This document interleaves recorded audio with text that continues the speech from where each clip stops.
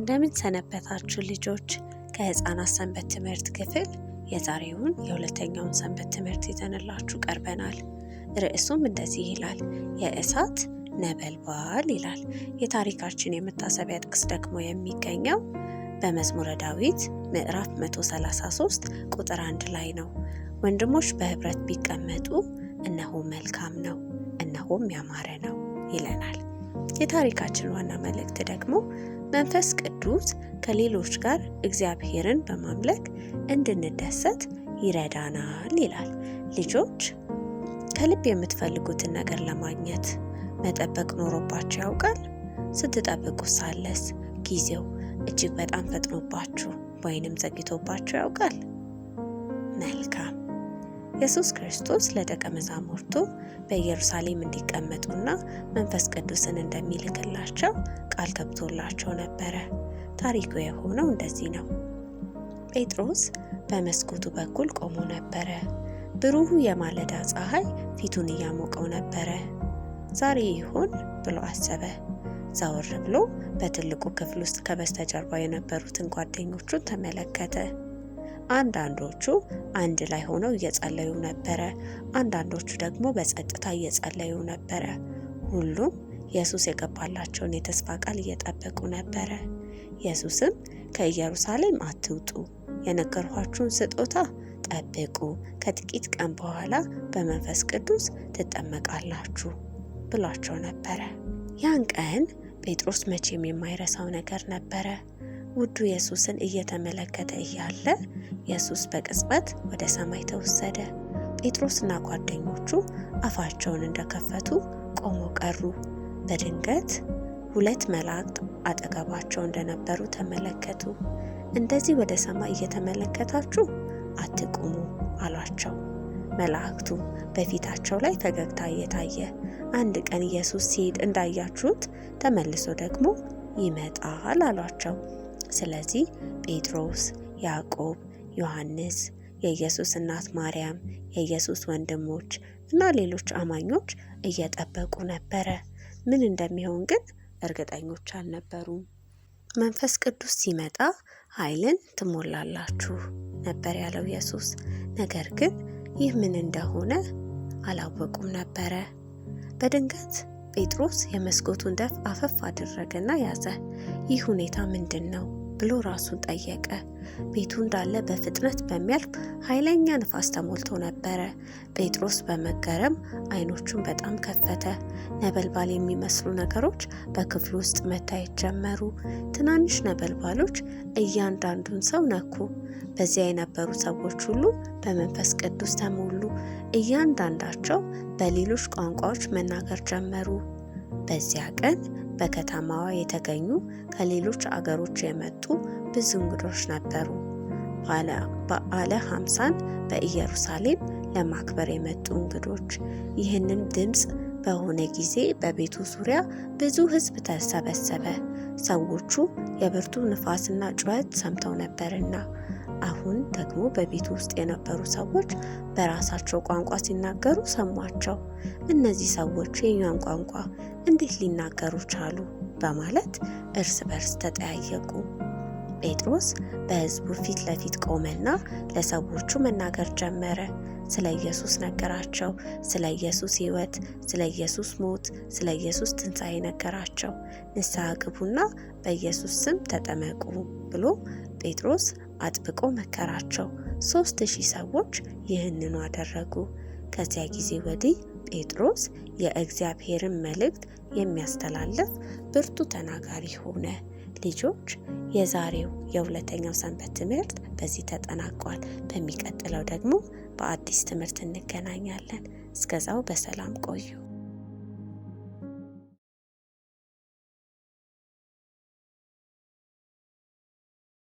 እንደምን አደራችሁ ሁላችሁ። እግዚአብሔርን እጅግ አድርገን እናመሰግናለን። እንደገና ሌላ 13 ሳምንት አብረን አሳልፈን ከህፃናት ጋር የተማሩትን የሚያቀርቡበት ሌላ እድል እግዚአብሔር ስላዘጋጀልን እግዚአብሔር እናመሰግናለን። ዛሬም እንግዲህ በ13ቱ ሳምንት ውስጥ የተማሩትን ታሪክ እንደገና ጥቅሶችን አድርገው ከተማሩት ያካፍሉናል። በመዝሙርም እንደዚሁ እግዚአብሔር ከሁላችን ጋር ይሁን። እየጸለያችሁ አዳምጧቸው። ዘይፍቅና ዮሐንስ 4:8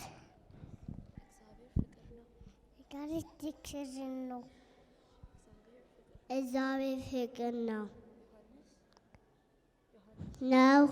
እግዚአብሔር ነው። ዮሐንስ 4:8 የሰው ልጅ ያጠፋውንና ሊፈልግና ሊያድን መጥቷል። ሉቃስ 19:10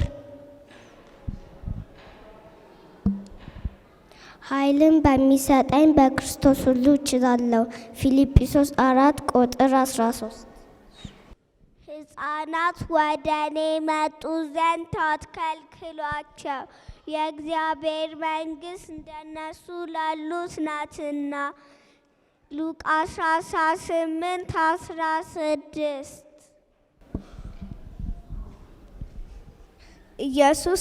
ኢየሱስ ማርታን እህቱንና አልዓዛርን ይወዳቸው ነበር። ቀድሞ ጨለማ ነበራችሁ፣ አሁን ግን በጌታ ብርሃን ናችሁ።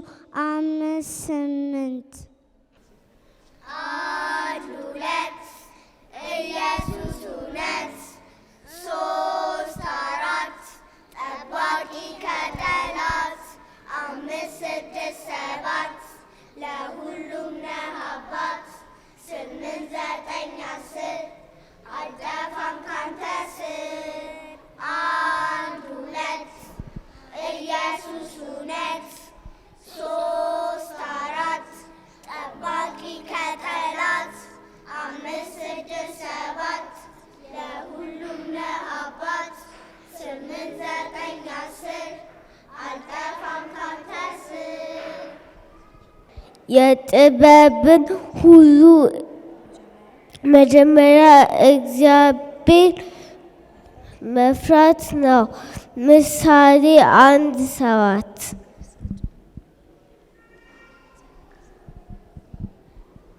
ኢየሱስ ክርስቶስ ትናንትናም ዛሬም ለዘላለም ነው። ዕብራውያን 13:8 በፍጹም ልብ በእግዚአብሔር ታመን፣ በራስ ማስተዋል አትደገፍ።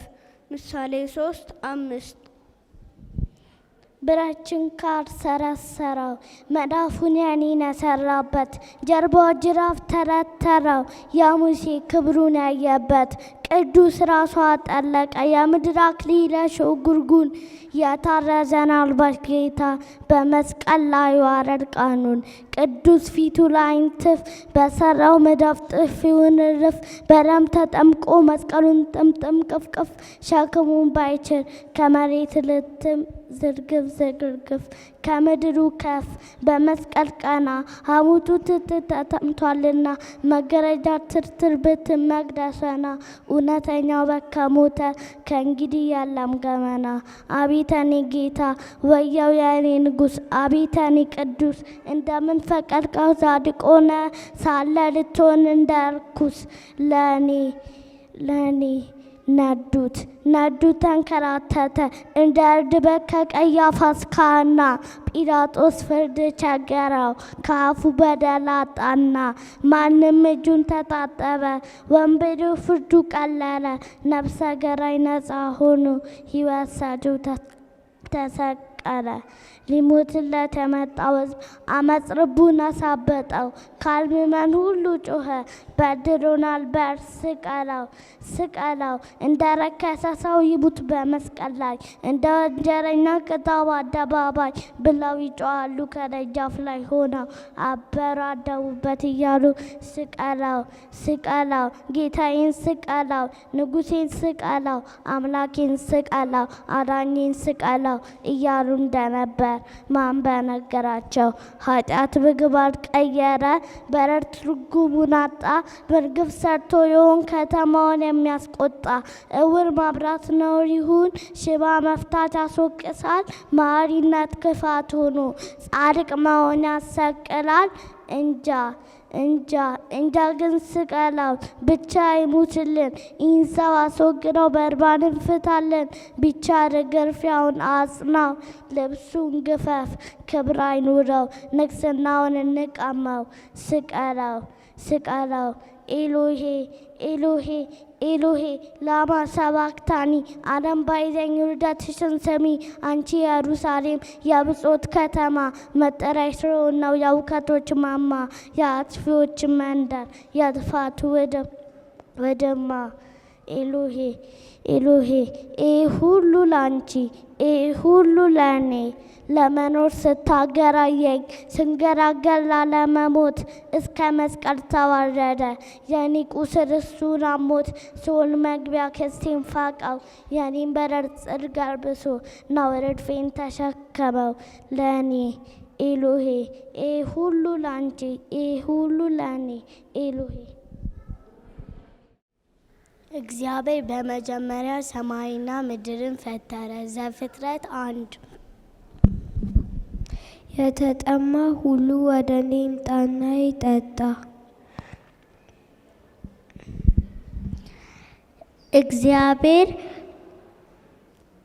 እግዚአብሔር ሰውን በመልኩ ፈጠረ። ዮሐንስ 1:27። ኃጢአተኞቹ ወደ ንስሐ እንጂ ጻድቃንን ልጠራ አልመጣሁም። ማቴዎስ 9:13። እግዚአብሔር ፍቅር ነው። ዮሐንስ 4:16። እግዚአብሔር ሆይ ባሪያ ይሰማልና ተናገር። 1 ሳሙኤል 3:9። በእርሱ የሚያምን ሁሉ የዘላለም ሕይወት እንዲኖረው እንጂ እንዳይጠፋ እግዚአብሔር አንድያ ልጁን እስኪሰጥ ድረስ ዓለሙን እንዲሁ ወዷልና። ዮሐንስ 3:16።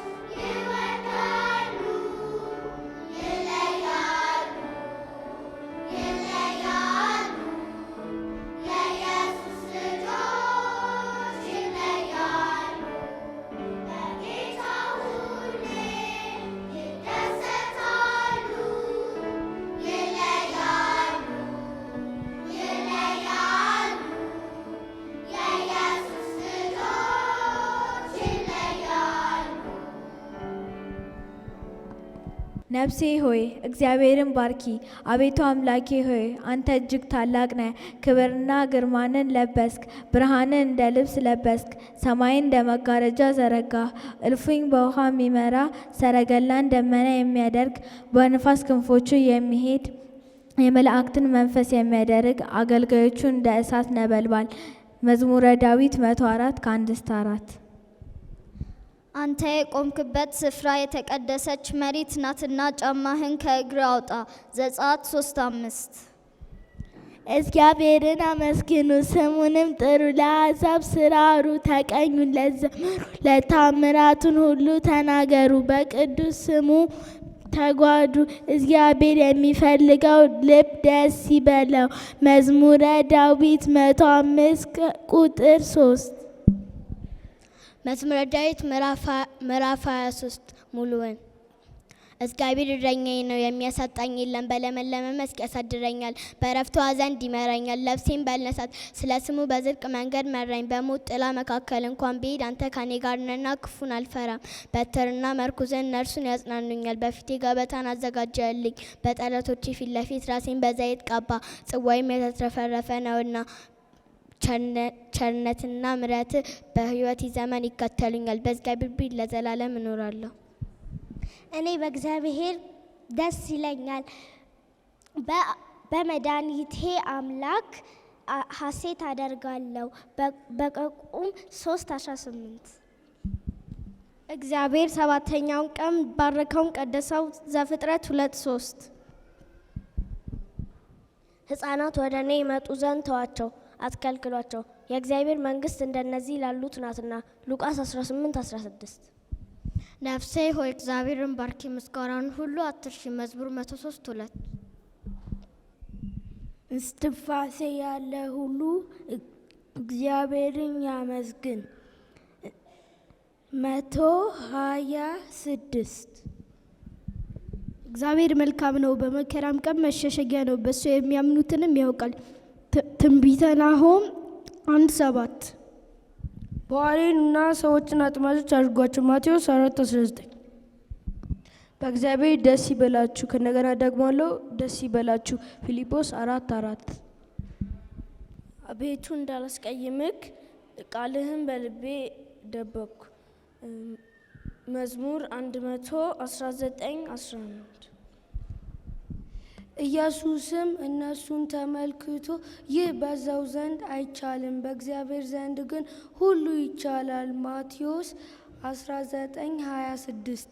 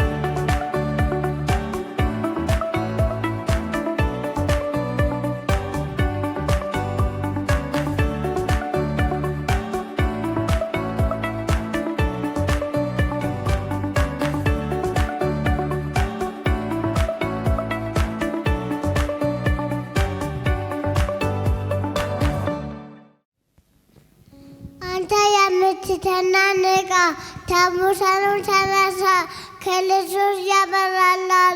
ኤፌሶን 5:14 እግዚአብሔር ፍቅር ነው። እግዚአብሔር ፍቅር ነው። ፍቅር ነው። እግዚአብሔር ሰባቱ ቀን ባረከው ቀደሰው። ዘፍጥረት 2:3 አምላኬ ሆይ ንጹሕ ልብ ፍጠርልኝ። መዝሙረ ዳዊት 150 ቁጥር 6 እንጀራህን ውሃ ላይ ጣለው፣ ከብዙ ቀናት በኋላ ታገኛለህ። ኃይልን በሚሰጠኝ በክርስቶስ ሁሉን እችላለሁ። ፊልጵስዩስ 4:13 የጥበብ መጀመሪያ እግዚአብሔርን መፍራት ነው፣ ሰነፎች ግን ጥበብንና ተግሣጽን ይንቃሉ። ምሳሌ 1:7 ከእንግዲህ ክርስቶስ በሥጋው መከራ ተቀበለ፣ እናንተም በዚሁ ዓላማ ታጥቃችሁ ተነሱ። 1 ጴጥሮስ 4:1 እግዚአብሔርም አብርሃምም አለው ከሀገርም ከዘመዶችም ከአባቶችም ቤት ተለይተህ ወደ ማሳየ ምድር ውጣ። ታላቅ ሕዝብም አደርግሃለሁ፣ አከብርሃለሁ፣ ስምህንም እባርካለሁ፣ የሚረግሙህንም እረግማለሁ። ምድር ላይ ያሉ ሁሉ ነገሮች በአንተ ይባረካሉ። ዘፍጥረት 12 ከቁጥር 1-3 ልጄ ሆይ ቃሌን ጠብቅ፣ ትእዛዜን በአንተ ዘንድ ሸሽግ። ትእዛዜን ጠብቅ፣ በሕይወትም ትኖራለህ። ሕጌ እንደ ዓይን ብሌን ጠብቅ። በጣቶቹ ሰራቸው፣ በልብህ ጽላት ጻፋቸው። ምሳሌ 7:1-3 የእግዚአብሔርን መልክ በሚፈሩ ሰዎች ይፍራሉ ያድናቸውማል። መዝሙር 34:7 እግዚአብሔር ሰውን በመልክ ፈጠረ፣ ሴትና ወንድን አድርጎ ፈጠረ። ዘፍጥረት 1:27